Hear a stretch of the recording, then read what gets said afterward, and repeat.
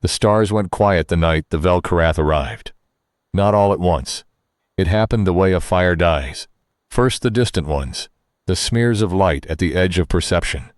Then the closer clusters, until finally even the constellations that humanity had named and argued over and tattooed on its skins for 10,000 years blinked out one by one, swallowed by something that moved between them like a hand sliding under a bedsheet. By morning, only the sun remained. And the sun, people said, looked different, smaller, apologetic. Sergeant Marin Koss noticed it from the roof of a grain silo in the Dakotas, where she'd been sleeping off a 3-day leave. She lay on her back with her field jacket under her head and her boots still laced and watched the last of the stars disappear, and she thought, that's not weather. That's not a sensor array going down. That's something choosing. She was right, though it took the rest of humanity another 6 hours to figure that out. The Vel'Karath did not announce themselves with fire. They announced themselves with silence. Their ships, if they were ships, if the concept applied to things that move by collapsing the space between where they were and where they wanted to be, appeared first over the deep ocean trenches, hovering at altitudes that should have produced observable pressure differentials, but didn't. They were dark, not stealthy dark, not radar-absorbing dark. They were dark the way a hole in reality is dark, the way a word you've forgotten is dark, and looking at them for too long made the eyes water and the sinuses ache, as though something in the brain stem was trying to process a shape that had no name in any human language. Marin Koss first saw one from a transport helicopter 3 days after the initial contact blackouts, when the US Sepsif scrambled everything it had toward a cluster of anomalies over the Atlantic Ridge. The pilot pulled them to 12,000 feet, and they hung there in the cold, and the thing below them, enormous, city-scaled, the color of nothing, didn't react. It just sat there in the water column, and the water around it was wrong too. Not disturbed, wrong, the way water would be if some essential property of it had been temporarily suspended. "You seeing this?" her pilot said. "Yeah. What is it?" "I don't know," Marin said. She pressed her forehead to the cold glass of the porthole and looked down, and for a moment, just a moment, she thought the thing below her pulsed, like a heartbeat, like it knew it was being watched, and wanted her to know it knew. But it's not here by accident. The first Vel'Karath they saw up close didn't walk out of a ship. It emerged from the ground. A soldier in Montana named Private Terrence Webb was doing a perimeter check at a sensor installation when the soil in front of him simply opened, not violently, not like an explosion, but with the quiet deliberation of a door being unlocked from the inside. And a Vel'Karath stepped up out of the earth as though it had been waiting there since the formation of the continent. Webb's body camera footage was the most watched video in human history for about 4 days, until the power grids started going down. The Vel'Karath was tall, not freakishly so, not the 9-foot nightmare of old science fiction, maybe 6.5 feet, but it was wrong in the way their ships were wrong, wrong in a way that didn't resolve into any category the human visual system had for organizing living things. It had bilateral symmetry, roughly. It had something like limbs, roughly. But the proportions shifted as you looked at it, the way a word stops looking like a word if you stare at it long enough, and its surface, not skin, not armor, not exactly either, moved with the slow cellular patience of something that had been alive for longer than multicellular life had existed on Earth. It looked at Webb. It had no eyes that were visible, but it looked at him with the absolute certainty of something that has never had a concept of, failing to perceive. Then it spoke or produced something that the microphone interpreted as sound, a series of tones that the footage's auto-captioning system rendered as language unrecognized, 847 simultaneous frequency bands. Webb stood there for 4 seconds. Then he said, "Sorry, I don't speak, The Vel'Karath made another sound. The auto-captioning rendered it as statement acknowledged. Then it reached out one of its limb things and touched the sensor installation's antenna housing with what might have been a fingertip, and 16 servers worth of human radio communication data transferred into whatever the Vel Karath used for memory in approximately 0.003 seconds. They were not there to talk. They were there to study. This was the thing Marin Koss came to understand before anyone else did. Not because she was smarter than the people in Geneva trying to negotiate, or the linguists in Seattle trying to decode the frequency patterns, or the generals in their hardened bunkers revising strike plans that became more obviously useless by the hour. She understood it because she had spent 11 years doing things she was told couldn't be done, in places she'd been told were too dangerous to go, with equipment she'd been told was insufficient, and she had a particular gift for recognizing the face of something that had already decided the outcome. The Vel Karath had decided the outcome. They were just taking their time cataloging what they were replacing. She was sitting in a requisitioned farmhouse in Nebraska when she figured it out 4 weeks into the occupation, because that's what it was. Even though nobody was using the word yet, she had a mug of cold coffee and a tablet covered in intercepted Vel Karath signal patterns, and she'd been staring at them for 6 hours, and what she suddenly understood was that the patterns were recursive. They looped back on themselves. They referenced themselves. They were, and she had to spend a moment with this thought before she was sure of it, they were archival. The Vel Karath weren't exploring. They were cataloging. Everything they touched, every piece of human infrastructure they examined, every person they walked past on the streets of the cities where they now moved freely and without challenge, they were filing away. Recording, preserving, in whatever medium they used for preservation. They were building a record of humanity, the way a museum builds a record of something extinct. They thought humans were already dead. They just hadn't finished dying yet. She called her commanding officer, Colonel Yevgenia Rosk, who was in a bunker in Colorado and had aged approximately 10 years in the past month. "They're not here to conquer us," Marin said. "They're here to bury us." There was a long silence on the line. "Explain.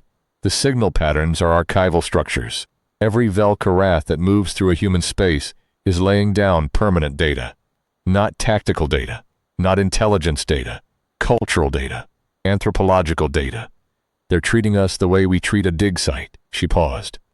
"A dig site we're still standing in." Another silence.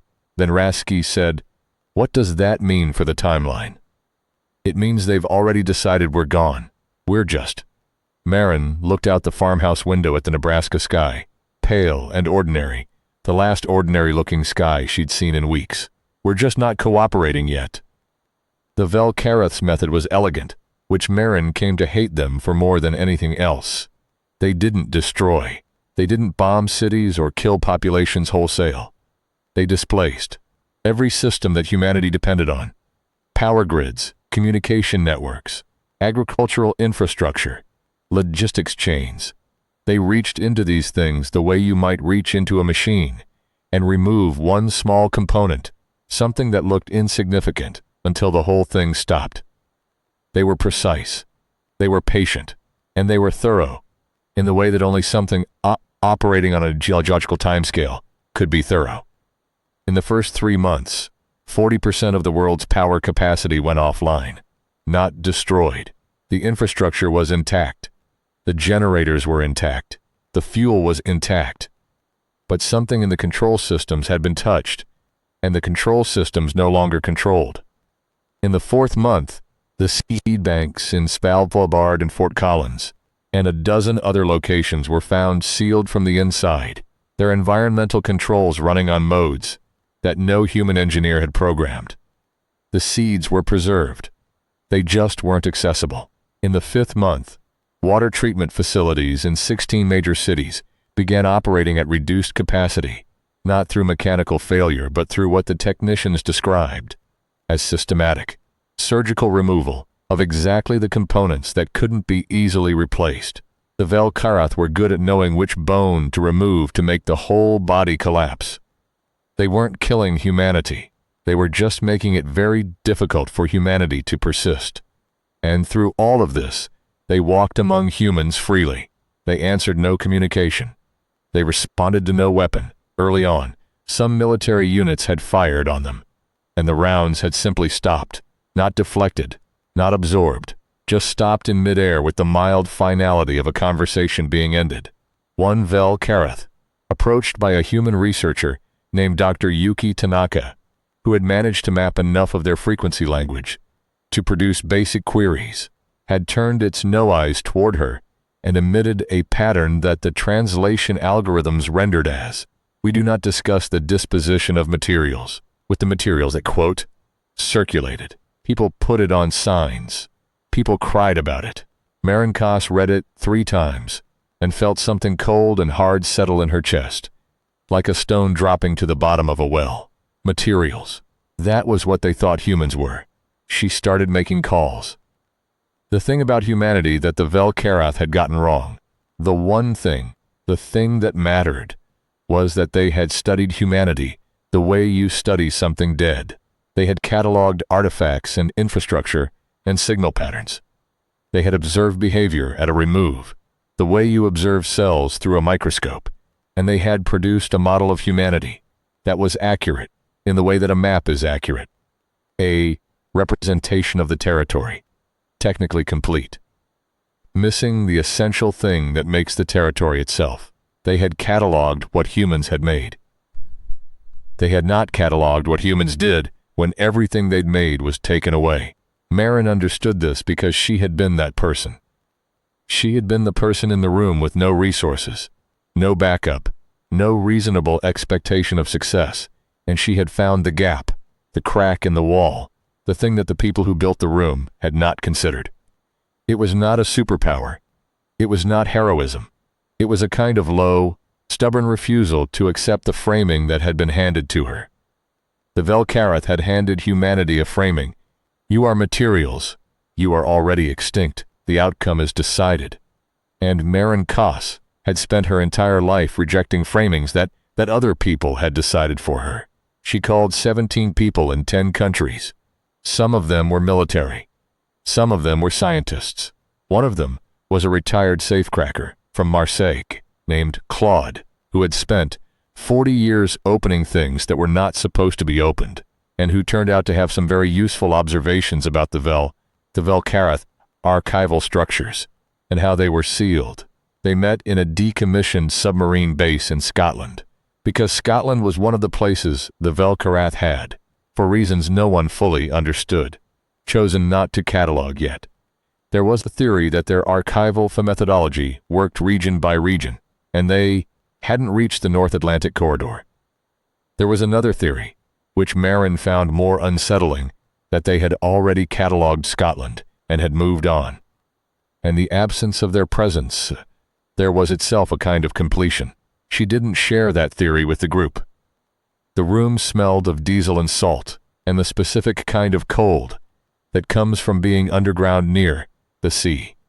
There was a map on the wall, not digital, paper, because paper was one of the things the Vel Karath hadn't bothered to disrupt, with 17 locations marked on it. Each location was one of the nodal points in the Vel Karath archival network, as Marin and the group had mapped it. 17 points, globally distributed, each one a site where the Vel Karath had established what the group called, after long debate, anchors. The anchors were the key. This was what Claude from Marseille had helped them understand. The archival structures weren't just records. They were active, ongoing processes, like a river rather than a lake. Data flowed through them. The cataloging was continuous, and like any continuous process, it required a structural backbone, and the anchors were the backbone. And if you removed the backbone with enough precision, the whole structure would collapse. Not just stop, but reverse. Like pulling a keystone, like removing that one small component. The Vel Karath were very good at knowing which bone to remove. It turned out humans could learn the same lesson. "We can't destroy the anchors," said Dr. Tanaka, who had joined them in Scotland after the Vel Karath destroyed her lab in Tokyo. Not as punishment, just as part of routine infrastructure displacement, which was somehow worse. She had her laptop open, and her eyes on the map. The material the anchors are composed of. isn't anything in our periodic table. We can't cut it. We can't burn it. We can't dissolve it. We don't need to destroy them, Marin said. We need to corrupt them. The signal integrity is self-repairing, said Lieutenant Commander Osi from Accra, who had spent the last 4 months reverse engineering Vel Karath signal patterns and had a perpetual look of someone doing math in their head. Any corruption we introduce would be corrected in nanoseconds, not if we introduce the corruption at all 17 points simultaneously. Marin turned from the map. They repair from the network. The network corrects individual nodes. But if all 17 nodes are corrupt at the same time, the network has nothing to correct from. It tries to repair from itself, finds only corruption, tries again, finds only corruption, and the recursive self-reference crashes the whole structure. There was a long silence in the room. How do you know this? Tanaka said. I don't, Marin said, not for certain. But it's how I'd build it. If I were building something that was supposed to be indestructible, you make it self-healing. You give it distributed redundancy. And that same distributed redundancy is exactly what makes a simultaneous, network-wide cascade possible. The strength is the weakness. It always is. She had spent a lot of time thinking about the Vel Karath certainty, the way they moved through human spaces with the unhurried confidence of something that had never encountered a situation it couldn't catalog. And, file, they were old. Whatever they were old in a way that human civilization was not old. Old in the way geology was old in the way stars were old, and their age had made them certain. They had seen civilizations before. They had cataloged civilizations before. They knew how this went. They didn't know how humans went. Not really. Because the humans they'd cataloged were humans in normal circumstances. Humans with functioning infrastructure and power and food and water. Humans operating as the builders and maintainers of the civilization they had created. They hadn't cataloged humans, stripped of all that. They hadn't seen what happened when you took everything away from something that had started with nothing, something that had crawled out of the mud and the cold and the dark and built a world through sheer accumulated stubbornness. They'd cataloged the world. They'd missed the thing that built it. That thing didn't need power grids. It didn't need seed banks. It needed a plan and enough time to execute it. The 17 teams went out over the course of the next 6 weeks. They traveled by foot, by horse, by hand-rowed boat, by bicycle, by any means that didn't require electronic infrastructure the Vel Karath had disrupted.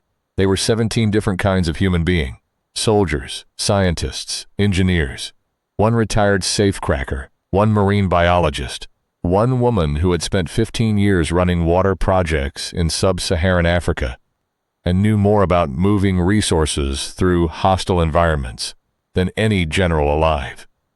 They carried what they could carry. They slept where they could sleep. 3 of them died en route, and their teammates continued without them, because that was the agreement, and because it was what the dead had wanted. Marin led the team going after Anchor 7, which was located in what had been the Norwegian Sea, anchored to the seafloor at a depth of 2,000 meters. This required a submarine. Getting a functional submarine required a level of improvisation that she would later describe as the most complicated thing she'd ever done, and she had once repaired an IED-damaged Humvee with a piece of rebar and a woman's hair elastic. The submarine was a Norwegian research vessel, the kind used for deep-sea geological surveys.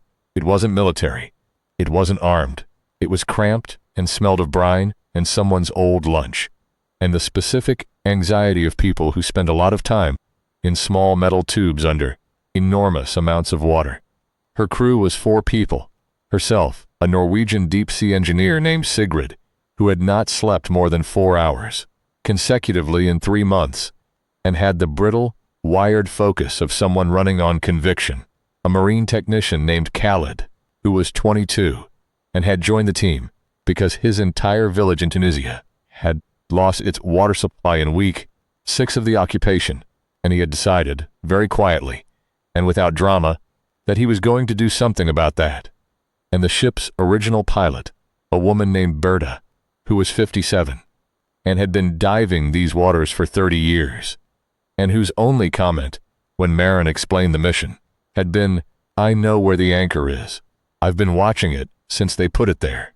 It's been bothering me." They went down on a Tuesday, because Marin liked Tuesdays for reasons she couldn't explain, and felt that irrational preference was as good a basis for timing as anything else. The Vel-Karath anchor was visible from 200 meters away. Visible in the sense that your brain registered something wrong about the deep sea, darkness in the region surrounding it, wrongness that resolved, as you got closer, into the same shape, that had no name quality as the ships above, a structure that existed in the water, but was not part of the water the way everything else was part of the water. It pulsed. Slowly, like a heartbeat. "God," Khalid said quietly. "Yeah," Marin said. Sigrid was already working. She had spent 6 weeks designing a device that could introduce a very specific kind of signal corruption into the anchor's outer interface. Not destroy it, not penetrate it. Just introduce a repeating pattern into its reception layer that would propagate through the network, the way a whisper propagates through a crowd. Something just wrong enough to make every other node try to correct for it. The device looked like a soup connected to a radio dish, connected to a bicycle generator. Because that is approximately what it was, and Marin had more faith in it than she'd had in any piece of military hardware she'd ever been issued. Because Sigrid had built it with the specific obsessive focus of someone who had nothing left to lose and everything to prove. They got to within 50 meters of the anchor before the Vel-Karath response came. It didn't come as a weapon. It came as a presence. A Vel-Karath materialized in the water outside the submarine's viewport, simply there, the way they were always simply there, uncontained by any of the physics that should have made its presence at 2,000 meters in the Norwegian Sea impossible. It looked at them through 4 inches of acrylic and the whole weight of the deep ocean. Its not eyes were on Marin specifically. She felt it with the same physical certainty with which she felt the cold from the viewport against her forehead. It made a sound. The submarine systems, what few were still functional, tried to translate. The screen displayed. Acknowledged. Discontinue. Marin looked at it for a long moment. She thought about Webb in Montana, standing in front of the thing that came out of the ground, trying to explain that he didn't speak its language. She thought about Dr. Tanaka and her lab in Tokyo, and the line that had gone around the world. "We do not discuss the disposition of materials with the materials." She pressed the transmit button on the submarine's external speaker system. The system wasn't designed for this kind of communication. It would come through as garbled, compressed, heavily distorted. "I know you won't understand this," she said. "But I'm going to say it anyway, because that's what we do. We say things to the dark, and we hope something hears. We're not materials. We're not a dig site. We're not extinct, and we're not going to be.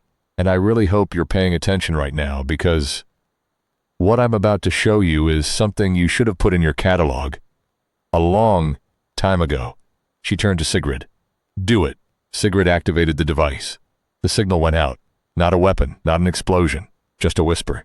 A very specific wrongness introduced into the network at this point, and, simultaneously, at 16 other points around the globe, where 16 other teams had positioned themselves, each of them having gone through their own version of this journey, their own version of this moment, each of them having come to their own particular place in the world's geography, and looked at an anchor and said, one way or another, the same thing Marin had said.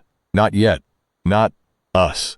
The Vel-Karath in the water outside reacted in a way that none of the team had expected, and all of them would describe differently afterward. Sigrid said it flickered.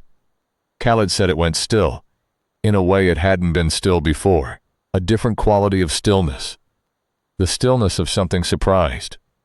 Berta, who had been watching the ocean floor from the pilot's chair, said she didn't see it react at all, but that the anchor behind it changed. She said the anchor, which had been pulsing with slow regularity for the 3 months she'd been watching it, stopped pulsing, and for about 4 seconds produced a light. Not pulsing, steady, like a held breath. Then the cascade started.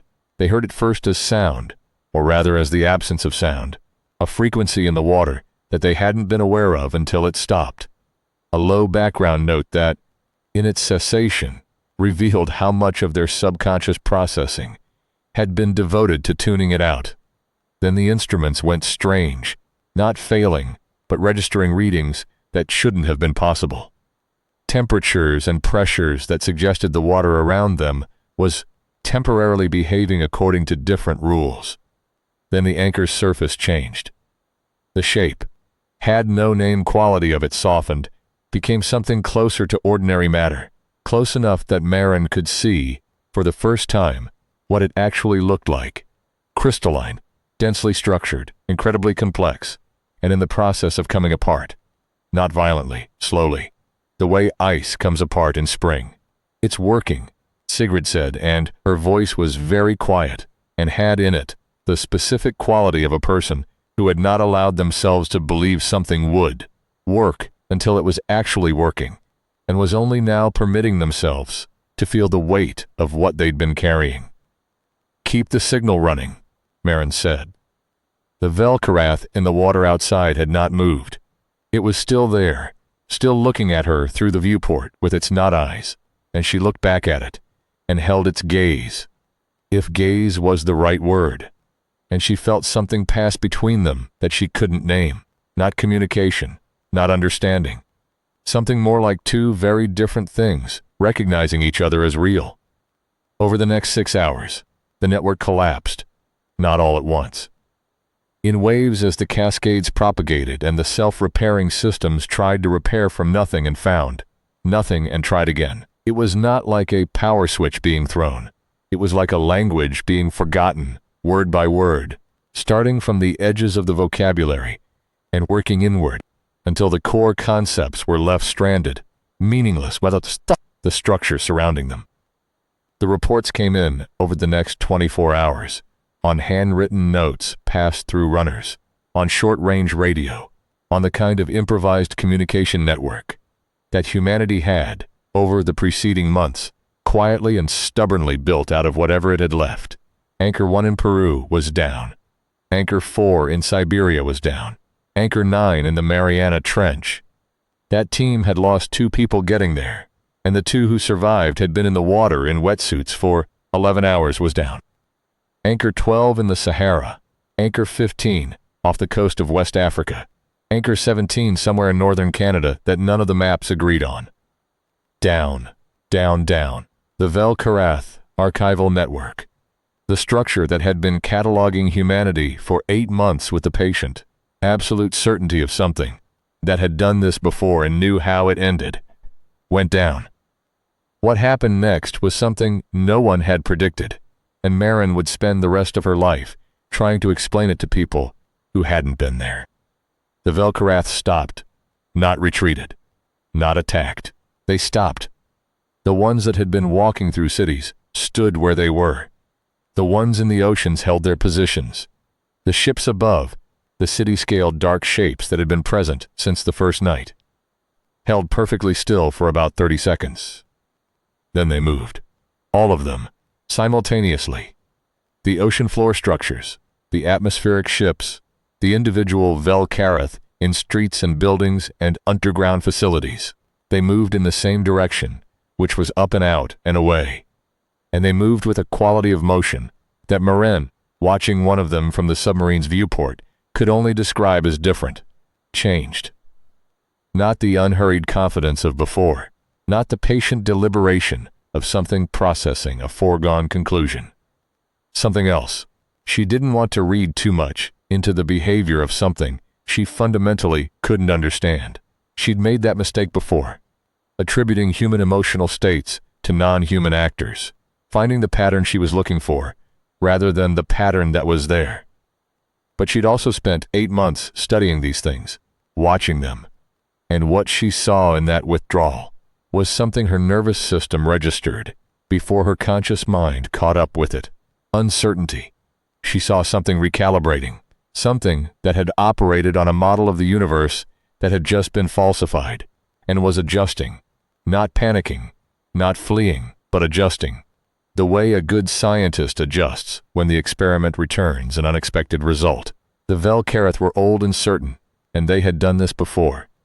And they had been wrong. They had built their certainty on an incomplete dataset. They had cataloged human civilization and missed humanity. And now their catalog had a gap in it. And the gap was shaped exactly like the thing they'd underestimated. The last one she saw was the one in the water outside the submarine, the one that had appeared when the device activated, and told her to discontinue. And then watched her not discontinue. It looked at her for a long time after the cascade had finished, and the network had gone quiet, and the anchor behind it had come fully apart into something that dissolved in the deep water like salt. Then it made a sound. The submarine's instruments caught it. The translation screen flickered and rendered it as statement, category unknown. Then it was gone. Simply gone, the space it had occupied ordinary water again. And the deep ocean was just the deep ocean, cold and dark and full of nothing but the things that had always lived there. Marin sat in the pilot's chair for a long time after that. Berta had cut the engines. Sigrid was at the instrument panel, running diagnostics. Khaled had his hands folded in his lap and was looking at the floor with the expression of someone who has just done a thing they will be processing for years. The submarine creaked around them. The pressure of 2,000 meters of water pressed on the hull with its usual indifference. "What do you think that last one meant?" Khaled said. "The thing it said. I don't know," Marin said. "Guess." She thought about it. She thought about the 8 months, the dead teammates, the farmhouse in Nebraska, the 17 teams across 17 different parts of the world who had all arrived at this moment, from 17 different directions. She thought about the gap in the Velkarath's catalog, shaped like humanity, shaped like all the things humanity did when it had nothing left to lose. "I think," she said, "it was the first time they encountered something they hadn't already filed away." Outside, the deep ocean held no evidence that anything had happened. The water was cold and dark, and full of pressure, and utterly, essentially itself, 2,000 meters above them, the sky, if the reports were right, and they were coming in steadily now, was beginning to show stars again, not all of them. The ones that had been there longest, the steady ones. The ones the old astronomers had used to navigate. The ones humanity had named. Marin reached over and put her hand on Berta's shoulder. Berta put her hand over Marin's without looking away from the instruments. "Take us up," Marin said. They rose through the dark water toward the surface, slow and steady. The old submarine doing what it was built to do, and in the months and years that followed, Marin would tell this story many times, to many people, and the part she always lingered on was not the cascade, or the withdrawal, or the translation screen's final cryptic rendering of the last Velkarath's parting words. The part she always came back to was the device. Sigrid's soup can and radio dish and bicycle generator, the thing that had no right to work against an adversary, that could stop bullets in midair and reach into global infrastructure with surgical precision and catalog a civilization in 8 months. It had worked because it was built by someone who had nothing left to lose and everything to prove. It had worked because Sigrid had sat in a cold room in Scotland for 6 weeks and refused to accept the framing that had been handed to her. It had worked because 17 teams had walked and rode and ridden bicycles across a disrupted planet to reach 17 points that an alien civilization had assumed were unreachable by the civilization it was in the process of archiving. It had worked because of the gap, the thing the Velkarath had cataloged around, but never cataloged through, what humans were when they had nothing. The submarine broke the surface at dawn on a Wednesday. Marin climbed to the top of the conning tower and looked at the sky, and the sky had stars in it, improbable and cold and very, very old. The North Star was back. She had learned it as a child from her grandfather, who had used it for navigation in a fishing boat on a lake in Minnesota, who had learned it from his grandfather, who had used it on a different kind of journey entirely. She looked at it now, and it looked back at her with its usual ancient disinterest. The way a star looks at everything, without preference or meaning, just light traveling a long way to arrive. She was very cold. She was very tired. Her jacket was soaked with salt water, and she hadn't eaten a proper meal in 3 days. And somewhere in the North Sea, one of her teams had not made it back yet, might not make it back. And there was an enormous amount of work ahead. The infrastructure, the seeds, the water systems, the years of rebuilding, and none of it would be easy, and some of it would be impossible, and people would die in ways that hadn't happened yet. And she would have to carry all of that. She knew all of this. She also knew the star, and she thought of her grandfathers sitting in his boat on the Minnesota lake, not looking up at it. The way someone looks at something miraculous, but looking up at it the way someone looks at a familiar thing that has been away and come back. And she thought about how he had always said, "You don't need to know where you're going. You just need to know where north is." Below her, she heard Khaled come up the ladder. He emerged beside her and looked at the sky and didn't say anything for a while. Then he said, "What's that one?" "The bright one. North Star," she said. "Polaris. They came back." He looked at it for a moment. "Why do you think they left when we crashed the network? They could have just started over. Built new anchors? They have the resources." It was the question she'd been turning over since the withdrawal. She had a few theories. The most technically solid one involved the archival network's function as both a record-keeping system and a kind of collective cognitive support structure for the Vel-Karath's ongoing decision-making processes. Crash the network, disrupt the decision support, create a moment of genuine uncertainty in a species that had not experienced uncertainty in a very long time. They'd withdrawn to recalibrate. They'd be back. But that wasn't the answer she gave him.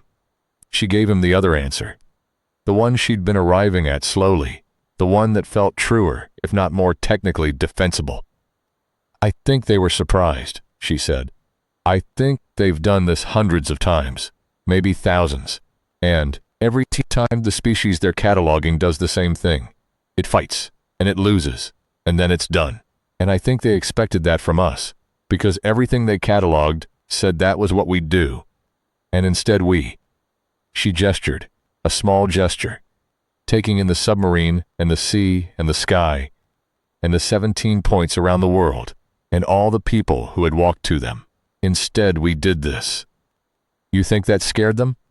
I don't know if scared is the right word, but I think they found something they didn't have in their catalog. And I think a species that's been doing what they've been doing for as long as they've been doing it." She paused. "I think they know what to do with a planet. I'm not sure they know what to do with a surprise." Khaled thought about this. The water moved around them, dark and cold, the ordinary sea. "They'll come back, though," he said. It wasn't a question. Probably. And then what? She looked at the North Star. It was exactly where it had always been. Would be where it had always been for another 70,000 years before its proper motion shifted it noticeably from the celestial pole. Steady, reliable, present. Then we'll surprise them again. She meant it. She meant it the way she had meant everything she'd said in the previous 8 months. Not from certainty, not from confidence in a plan or a weapon or a resource, but from the same bone-deep stubbornness that had gotten her from Montana to the Norwegian Sea with a soup can and a bicycle generator. The stubbornness that was not a feeling but a fact, the fact of being a human being in a universe that had not made room for her, in a situation that had not made room for her, in a species that had been told by something older and more powerful and more certain than anything it had ever faced. You are materials. You are already gone. The outcome is decided. That stubbornness had a very long memory. It went back past her grandfather and his lake and his star, past the people who had first named the stars, past the first fire and the first tool, and the first person who looked at the cold and the dark and the enormous and different universe and said, without evidence or reason, not yet. She carried it lightly, the way you carry something that has always been yours, the way you carry the knowledge of North. In the submarine's small galley, she could hear Sigrid and Berta talking. their voices low and warm in the confined space. And she thought about the Vel'Karath's last sound, the one the translation screen had rendered as statement, category unknown. She thought about it, and she smiled a little, because she thought she understood it now. It had not been a threat. It had not been a farewell. It had been, in the only way the Vel'Karath had to express it, something it had possibly never expressed before. A note in the catalog, an addition, a correction to the record, a small asterisk appended to the entry for humanity, which had previously read, catalogued, archived, disposition pending. The note said anomalous. Review required. She thought her grandfather would have liked that. She thought he would have laughed. Sitting in his boat, in the early morning, and said something in the way he had, of saying things that were funny and true at the same time. And the thing he would have said was something like, well, that'll keep them busy. She watched the stars until the sun came up and took them one by one, the way suns do, patient and warm and entirely unconcerned with what had passed in the night. Then she went below to find out what was left to do. There was always something left to do. The reconstruction took 11 years, and Marin was there for most of it. The infrastructure came back first, piecemeal, in the way things built by people come back. Not all at once, but gradually, local solution by local solution, each community finding its own way back to water and warmth and food, and then finding the connections to the next community and the next, the way any network builds itself, from necessity and proximity, and the simple human fact of not wanting to do things alone. The Vel'Karath came back twice, once in year 3, a single ship over the Pacific that sat in the upper atmosphere for 72 hours, and then left without sending anything into the surface. Marin spent those 72 hours in a chair by a window in a rehabilitation center in Iceland, where she was recovering from a surgery she'd put off for 2 years. And she watched the sky and waited, and when the ship left, she felt nothing in particular, which she thought was the right thing to feel. The second time was in year 7. 3 ships, over widely separated ocean zones, hovering for about a week. They deployed nothing. They transmitted nothing that human instruments could capture. They left. There was a lot of discussion about what this meant. Reconnaissance, she was told, pulled by people who were very confident. They're reconnoitering for a second attempt. Or, they're doing something else, she thought but didn't say. Something we don't have a category for. Something that looks like what we do when we go somewhere we've been before and find it changed. Something that looks like checking. In year 9, Dr.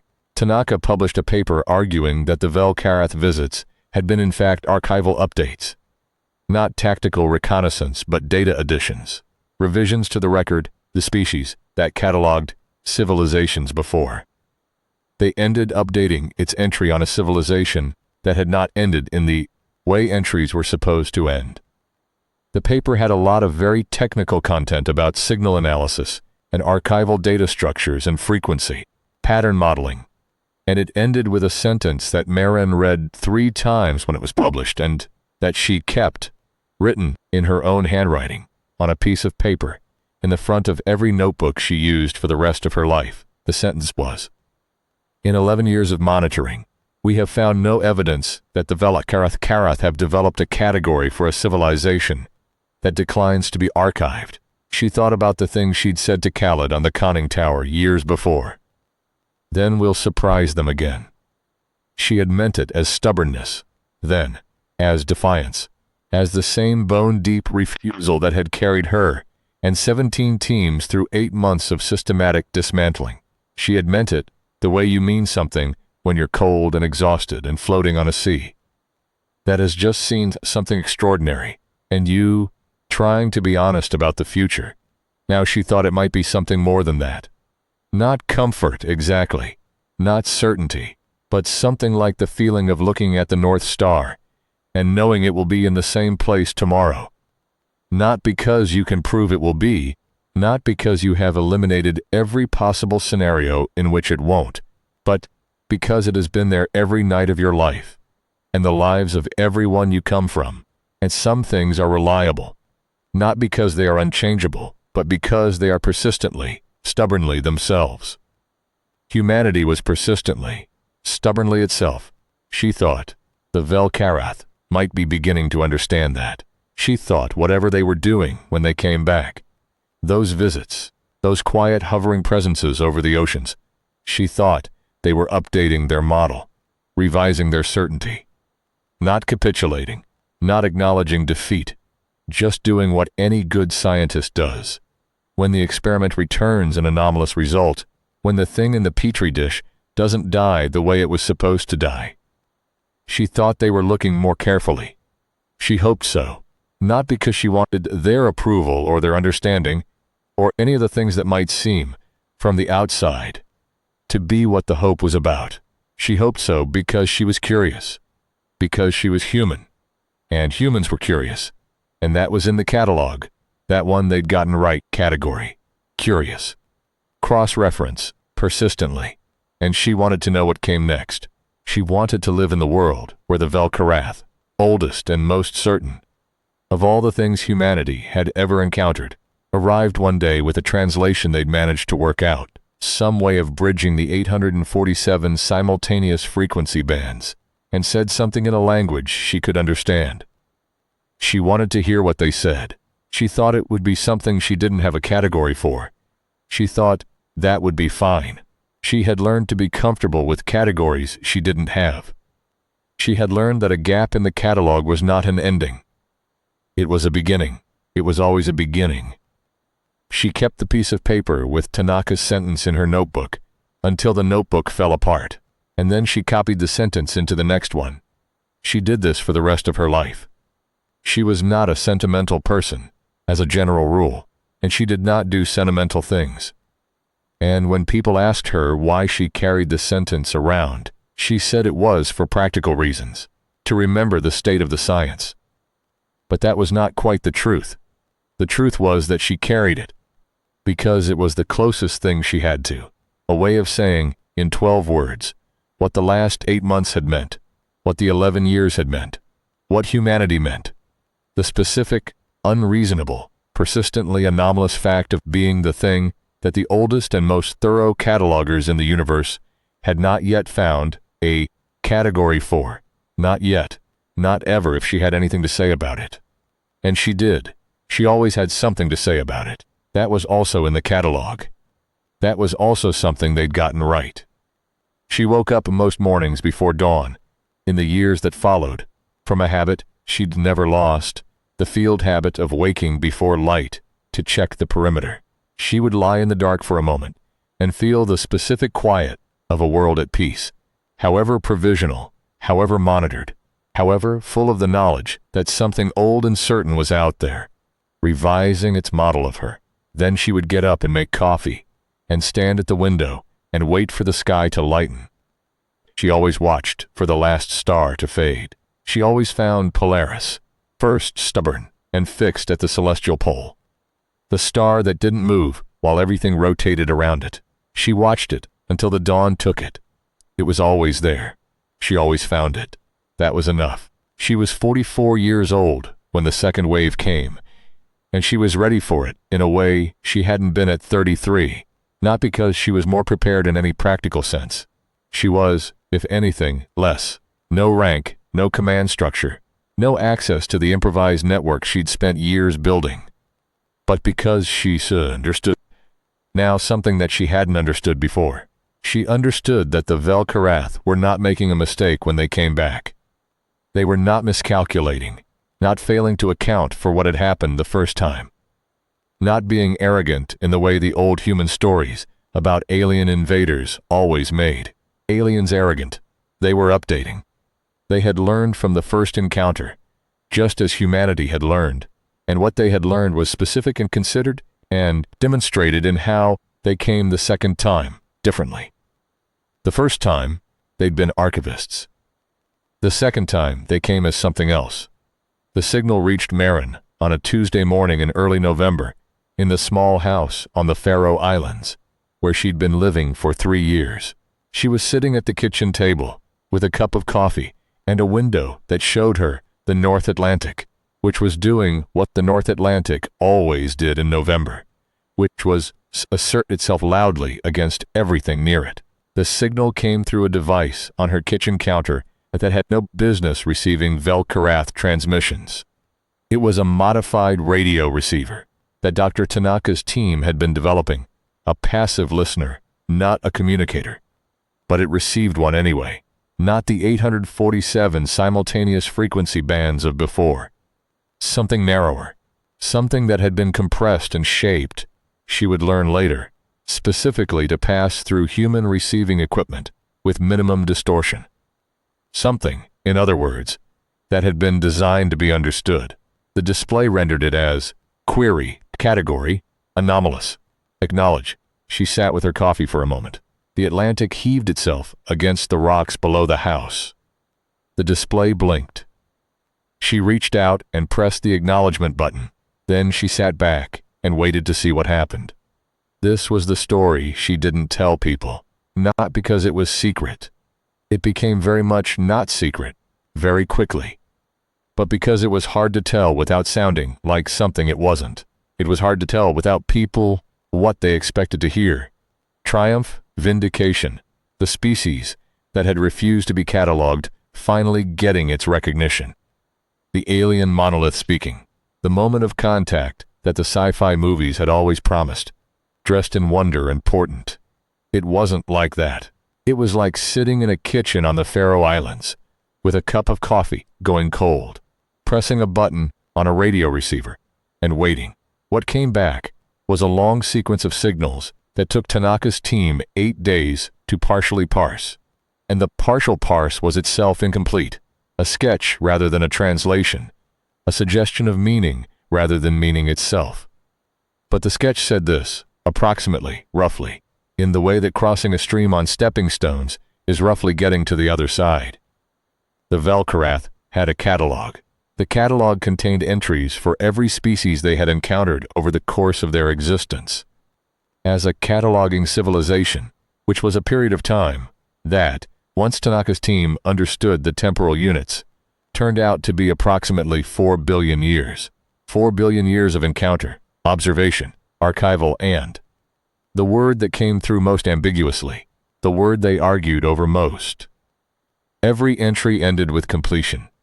Every species they had encountered had completed, which was to say had ended, which was to say had stopped being a thing that was active in the universe, and had become instead a thing that was preserved in the Velkarath archive, a record without a living referent. Every species until this one. They had come back, both times, the year 3 visit and the year 7 visit, and now this transmission, because they had an incomplete entry. They had, in 4 billion years, never had an incomplete entry. This was not, the partial translation suggested, a problem in the way humans use the word problem. The Velkarath did not appear to experience frustration or urgency, but it was a condition, an open file, a thing that required resolution. They were not coming back to try again. They had decided. And this was the part that Tanaka circled in red on her printout and sent to Marin with a message that said, "Only read this." They had decided that the entry for this species would remain open indefinitely, pending further data collection. The entry was not going to be completed. Marin read the printout at the kitchen table, the Atlantic still going about its business outside, and she read it 3 times, and then she set it down and looked at it for a while. The morning light came through the window and lay across the table in long pale bars, and the coffee in her mug had gone entirely cold. She thought, they filed us as a living record, not extinct, not pending extinction, not materials, a living record, something that was still generating data, still producing anomalous outputs, still in whatever framework the Velkarath used for organizing their understanding of the universe, active, present, unresolved. She thought about the last sound the Velkarath had made in the water outside the submarine, 11 years ago. Statement. Category unknown. She thought about what Tanaka had written. No evidence that the Velkarath have developed a category for a civilization that declines to be archived. They hadn't developed a category. They had made one, an entry that didn't end. A record that stayed open, a category of exactly one. She laughed. It was not a triumphant laugh. It was the laugh of someone who has been carrying a stone for 11 years and has just been told, unexpectedly, that they can set it down. Not because the stone doesn't matter, but because the carrying has been, all along, the point. She called Tanaka. You saw it? Tanaka said. Yeah, they made us a living archive. We're a living archive, Marin. I know. Do you know what that means? In their framework, based on everything we've mapped of their taxonomy, a living archive is. It's not a conquered species. It's not a catalog species. It's... Tanaka's voice went quiet for a moment, and when it came back, it had a different quality, something Marin had heard in it before, during the cascade, when Tanaka had said it's working with the same particular texture of a person who has not allowed themselves to believe. In 4 billion years, they've never made one.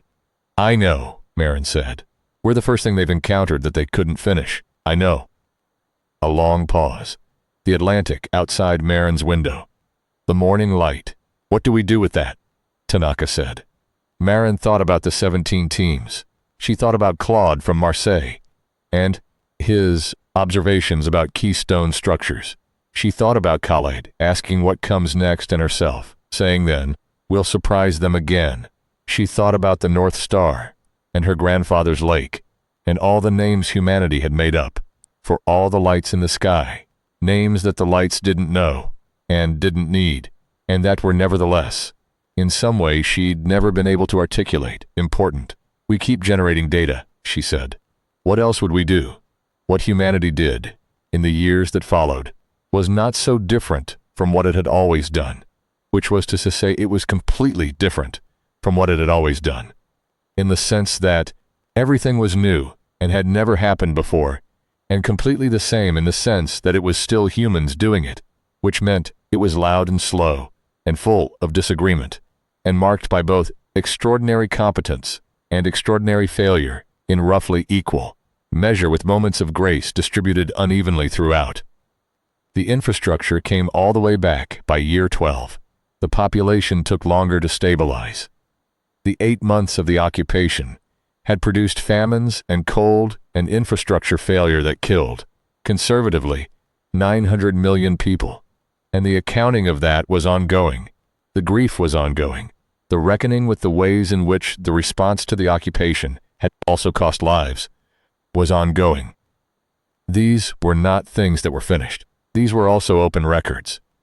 In year 14, a team in Tanaka's institute managed to establish what they called a very basic channel of communication with the Vel-Karath. Not conversation, nothing like that, but something like the exchange of structured data packets, heavily mediated by algorithm, full of ambiguity, capable of transmitting simple propositions. The channel was used, in its first 6 months, to pass 3 pieces of information from humanity to the Vel-Karath.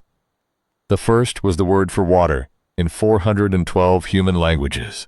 Tanaka's team chose this because water was universal, because the chemical compound was presumably identifiable by any species sophisticated enough to travel between stars, and because 412 variations on the same essential thing seemed like a good demonstration of the specific way humanity managed both to have one world and to fragment it into 412 overlapping, partially contradictory versions of that world, simultaneously. The second was a recording of all the names humanity had given to stars. The third was a silence, 1 full second of absolute signal silence, transmitted on all available channels, which Tanaka's team had argued about for 3 months, before agreeing that silence, the deliberate absence of signal, the intentional gap, was itself a category of information, and that communicating the concept of meaningful silence to a species that had apparently been transmitting continuous archival data for 4 billion years was probably worth attempting. What came back from the Vel-Karath in response to the third transmission was a silence of exactly the same duration. 1 second, then a sequence of tones that the algorithm flagged as high confidence category, reciprocal. They had understood the silence. They had answered it with their own. Tanaka sent Marin a bottle of very good whiskey after that, with a note that said, "I think this might be the most important second in human history. And also I haven't slept in 4 days, please advise." Marin wrote back, "Get some sleep. The record stays open." She was 51 when she retired from the reconstruction advisory work she'd been doing, which was not a formal retirement, because she'd never held a formal position. She'd been, for most of the 11 years, a consultant, an advisor, a person whose phone rang when other people had run out of ideas, which was often. She moved permanently to the Faroe Islands, to the house with a window in the Atlantic, and she worked on a book she'd been meaning to write since year one, and kept not writing because there had always been something more urgent. The book was not about the occupation. It was not about the Cascade, or the 17 teams, or the Velkarath, or the survival of humanity. It was about the artifact, the one from the film she'd watched as a child, the low-budget horror anthology her uncle had shown her when she was 7 years old, the one with the 3 stories across 3 time periods, all connected by a Japanese artifact that could bring back the dead. She had never forgotten it. She had thought about it many times during the occupation. The way you think about things you can't explain, and what she'd come to understand was that the thing the movie understood, the thing it had underneath its samurai and its film noir detective and its post-apocalyptic motorcycle gangs, was that the power to bring back what was lost was also the power to corrupt what was, if it passed through the wrong hands. That the artifact was dangerous, not because it was powerful, but because of what it made people decide about, what was worth preserving. The Velkarath had been that artifact. They had moved through human history, the way the artifact moved through the film's 3 eras, and the question the film had been asking, quietly, under all the low-budget special effects, was not whether you could bring back the dead but whether you should, and what it cost you to try. Humanity had answered the question differently from any of the film's characters. Humanity had said, "We are not dead yet. We don't need to be brought back. We need to be left alone to finish what we're doing." The book took 3 years to write. It was not a bestseller. It was read by the kinds of people who read books about horror films and philosophy, and the intersection of the two, which is a smaller audience than you might hope, but not an inconsiderable one. A reviewer said it was the most unexpected thing she'd ever read about the occupation, and that it contained, buried in a footnote, on page 212, what she considered the best single sentence written about the events of those years. Which sentence was, "The thing the Velkarath miscatalogued was not what humans do under pressure. It was what humans do when they have nothing left to preserve, and therefore nothing left to lose in the preservation." Marin was pleased by the review. She was more pleased by a letter she received 6 months after publication from a woman in Lagos, who said she'd been in the water outside Anchor, 14 off the coast of West Africa, the team that had lost 2 people in the approach, and that she had read the footnote 3 times and cried the 2nd and 3rd times, not from sadness, but from the specific relief of finding, on a page in a book by someone she'd never met, the closest approximation anyone had produced of the things she'd been trying to say about that day. For 11 years, Marin wrote back. They became friends. Marin flew to Lagos twice over the following years, and the woman, her name was Adeyeze, and she had gone from deep-sea diver to marine biologist to something closer to a philosopher of alien contact, a field that was growing fast and had many practitioners and no consensus. Flew to the Faroe Islands once, in November, which Marin warned her about in advance, and which Adiz found far worse than advertised, and also somehow perfect. "It's very honest weather," Adeyeze said, standing at Marin's window watching the Atlantic have opinions. "It doesn't pretend to be anything." "No," Marin agreed. They had dinner, and a lot of whiskey, and a very long conversation about the Velkarath communication channel, and what Tanaka's team believed was now being transmitted in both directions. Not propositions, not vocabulary, but something more like shared structure, shared grammar, the framework of a language rather than the language itself, something that given enough time might become Actual exchange. Actual conversation. What do you think they'll say? Adaze asked. When we can actually talk, what do you think they'll say first? Marin thought about this. It was the question everyone asked when they found out she was the one who'd been in the submarine, who'd pressed the button on the device, who'd had the Velkarath look at her through 4 inches of acrylic at 2,000 meters in the Norwegian Sea and say, "Not yet." It was the question with which the universe had apparently decided to bookend her life. "I don't know," she said. "I've been trying to figure that out for a long time. Best guess. I think." She paused. Outside, the Atlantic was dark and loud and entirely itself. "I think they'll ask us why. They've been studying us for, well, for a long time before the occupation. Presumably, if the catalog goes back as far as we think it does, and they've never encountered a species that declined the end of its record. And I think the first thing they'll ask, once they can ask it, is, why didn't you end? And what do we say?" Marin picked up her glass. The whiskey was good. The fire was warm. Through the window, the North Atlantic was doing what it had been doing, since long before either of them had been born, and would do long after. And somewhere above it, in the direction of the celestial pole, there was a star so far away that the light reaching them now had left it before. Humans had learned to write. "We say because we had more to do," she said. "Because we always have more to do. Because that's the one thing that's never been finished in 4 billion years and never will be." She looked at the window, at the dark water, and the first suggestion of stars through the cloud break. "We say, check back in another few billion years, and we'll tell you how it's going." Adaze laughed. The fire crackled. The Atlantic said what it always said. The record stayed open. The stars were all the way back now, every one of them, filling the sky on clear nights, the way they'd filled it for 4.5 billion years.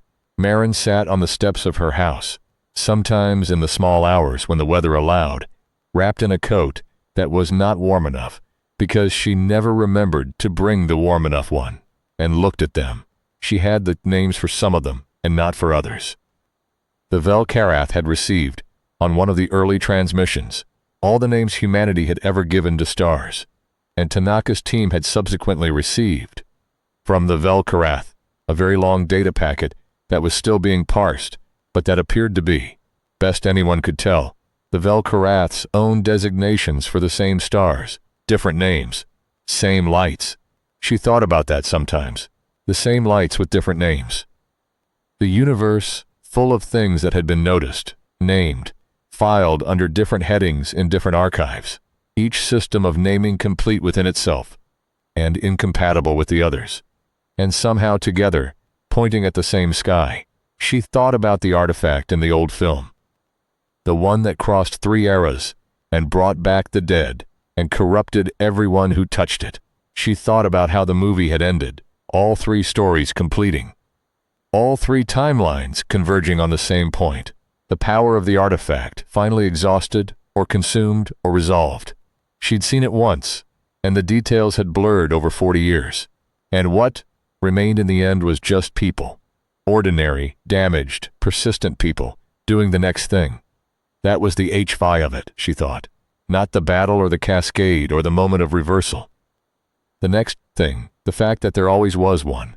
She went inside when the cold got too much, even for her stubbornness, which was saying something, and she made tea and looked at the light on the kitchen counter, the modified receiver, upgraded 6 times now, that maintained the passive link to the Velkarath communication channel. And she thought about the open entry in the oldest catalog in the universe, the one that said anomalous, review required, the one that had been open for 11 years and would be open, as far as anyone could tell, indefinitely. She was in that entry. All of them were. Everyone who had walked to an anchor, everyone who had pressed a button, everyone who had looked at a systematic dismantling and refused to accept the framing, everyone who had lost someone and kept going, everyone who had found the next thing and done it. Khaled and his village's water, Sigrid and her soup can, a Diaz in the water off West Africa, Tanaka with her lab reduced to rubble and her paper published anyway. Berta, who had been watching the anchor for 3 months and had simply said, "I know where it is. It's been bothering me." The category was not humanity. The category was larger than that, and smaller and more specific, and impossible to fully describe, which was probably why it had taken 4 billion years for the universe to find it. The closest she could get, in the imprecise tool of language, was this. The category was the refusal to be the last entry. She drank her tea and watched the receiver's light, and thought about the conversation that was, and with enormous effort, being built between one very old species and one very young one, and what it would say when it was complete enough to say things, and she felt not triumph, not vindication, not even exactly hope. She felt the same thing she always felt when she looked north in the small hours, the same thing that needed no name because it was older than names, the certainty of north, the fact of the star, the record, open, in progress, with much yet to be added. She finished her tea and went to bed. In the morning there would be correspondence to answer, and 3 chapters left to revise, and a call with Tanaka's team about the latest communication analysis, and a letter to write to the woman in Lagos, and, if the weather cleared, possibly a walk along the cliffs where the Atlantic was at its most argumentative and most itself. She would do all of it. She always did. That was also in the record. That was also one of the things they'd finally gotten right. She thought often about the specifics of what had been lost. It was easy, in the years of Reconstruction, to speak about the occupation in aggregate. 900 million, 40% of power capacity, the seed banks, the water systems, and the aggregate was true and important, and needed to be spoken about, accounted for, carried. But the aggregate was not the thing that woke her at 3 in the morning sometimes. The thing that woke her was specific. Her sister had lived in a city in the Pacific Northwest. In the 4th month of the occupation, the city's water treatment capacity had been reduced to 12% of baseline. Her sister had 2 children, ages 7 and 9. The 7-year-old had died of waterborne illness in month 5, before the improvised treatment networks had reached that region. The 9-year-old had survived, and was now 20 years old, and studying engineering in Vancouver, specifically the engineering of water systems, with a focus on distributed resilience and redundancy. Her sister had never blamed Marin. Her sister had never spoken about blame at all, but Marin carried it the way she carried everything, not as guilt exactly, not as regret exactly, but as the kind of knowledge that shapes the way you move through the world. The weight that makes every step deliberate. She had done the thing she had done in the submarine because it was the right thing to do and the only thing to do, and doing it had cost exactly what it cost. And the cost was real, and the choice to bear it was also real, and these 2 things lived together in her, and she had long since stopped trying to resolve them. The Vel'Karath had made a miscalculation. They had treated the death of a civilization as a slow process, a fading, something that happened in stages and allowed for observation. They had not expected the response. But the response had also cost. The response had cost the lives of people who deserved better, and the fact that it was the right response did not eliminate the cost. This was one of the things the book tried to say, not the footnote that became famous, not the argument about the artifact, and what the film understood about preservation, but the quieter thing underneath all of it. That the survival of humanity had not been clean. It had not been a triumphant moment in which the right people did the right thing, and everyone lived. It had been 11 years of improvisation and loss, and the specific cruelty of a universe that required you to spend lives to preserve them. She had been to the memorial in Geneva 3 times. It was a simple structure, a long wall of pale stone with names carved into it, the names of the people who had died in the direct actions of the resistance. The 17 teams, and all the teams before and after. 412 names. 412 was also, she had noted when she first saw the wall, the number of languages in which Tanaka's team had transmitted the word for water. She had asked if this was intentional. The architect had said yes. She stood in front of her nephew's name. He had been on Team 14, the team outside West Africa, the team that lost 2 people in the approach, and her nephew had been one of them, 24 years old, and a better swimmer than anyone she had ever known, and the sea had taken him anyway, at a depth of 300 meters in the dark.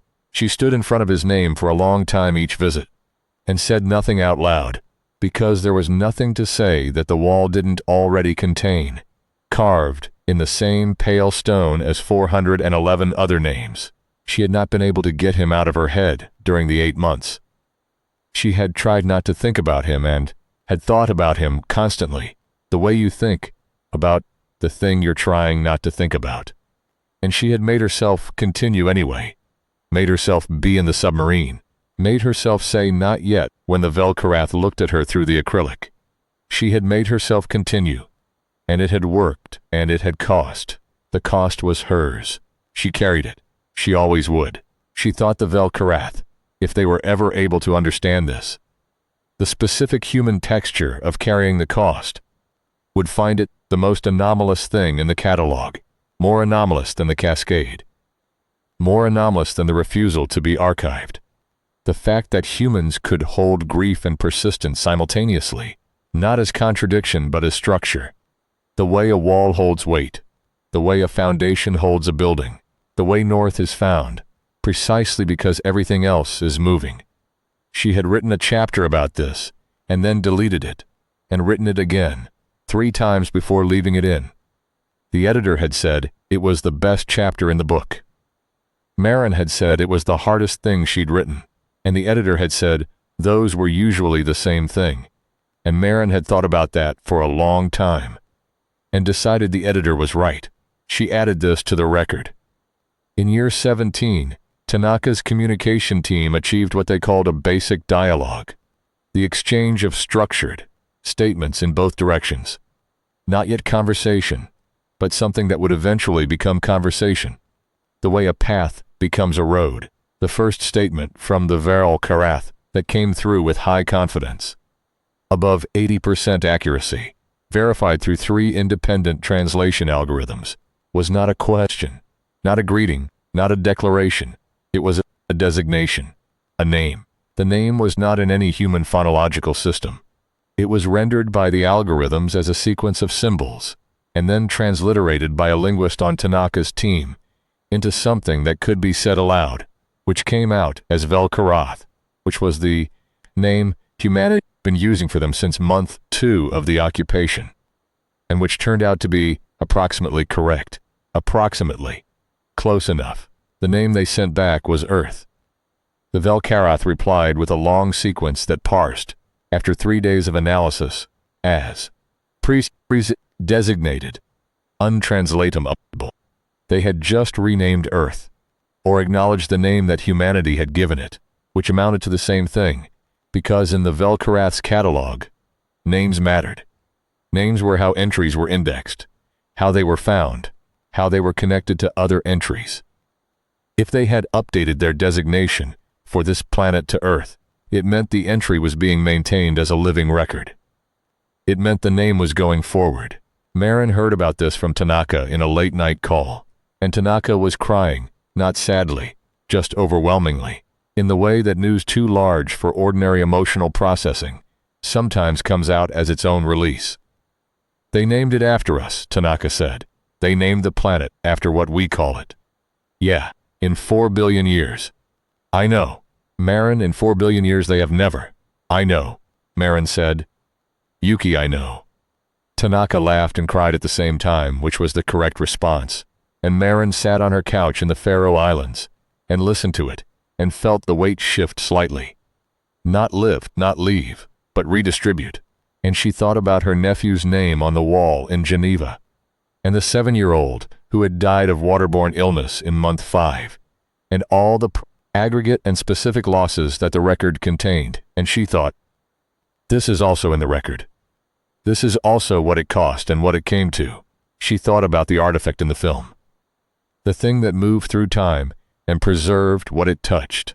She thought about how the 3 segments had seemed, at first, to be separate stories, and had revealed themselves to be the same story. And she thought that this was probably not a metaphor that would translate to a species that experienced time differently than humans did, but it was a human thing to make a metaphor. It was in the catalog. It was one of the things that had been there since before the occupation and had survived it and would continue to survive, changing shape as it was passed from person to person, from era to era, the way all the things that really mattered changed shape and stayed themselves. She went to bed that night and slept well for the first time in a long time, the deep, uncomplicated sleep of someone who has done the thing that needed doing and set it down, and will pick up the next thing in the morning. In the morning, the Atlantic was calm. The sky was clear. She made coffee and stood at the window and found Polaris still where she'd left it, fixed and patient in the early light that was erasing it, and she held it in her eye for as long as she could, until the sky brightened past the point where it was visible. Then it was gone, as it always went, into the light of the ordinary day. Still there, just not visible. Exactly where it always was. She drank her coffee. There was correspondence to answer. There was a call with Tanaka's team at 9. There was a chapter to revise, and a letter to write, and somewhere in the world right now, in 17 different places that she knew of, and many more she didn't, people were doing the next thing, and the next thing, and the next thing. The record was open. The stars were there, even in the daylight, exactly where they'd always been, waiting for the dark to make them visible again. Marin finished her coffee, set down the cup, and got to work. There was a moment in the 22nd year after the occupation ended when a researcher named Priya on Tanaka's 4th-generation team managed to extract what she called a fragment of native syntax from the Vel-Karath communication channel. Not a translation, but a structural element.